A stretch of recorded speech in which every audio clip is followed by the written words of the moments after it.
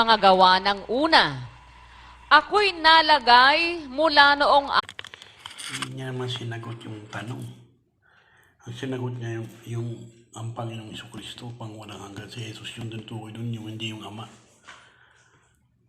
Sinasabi dun, nasaan ang Diyos? Ang tanong, nasaan ang Diyos? Nung nilikha niya ang langit at ang mga lupa, ang mga langit at ang mga lupa at ang lupa.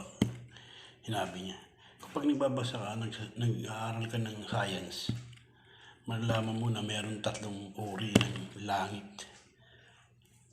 Pero pagka hindi ka nag-aaral, madadala ka nito. Akala mo, ang ganda ng sagot niya, tama. Madaya ka. Hindi mo alam na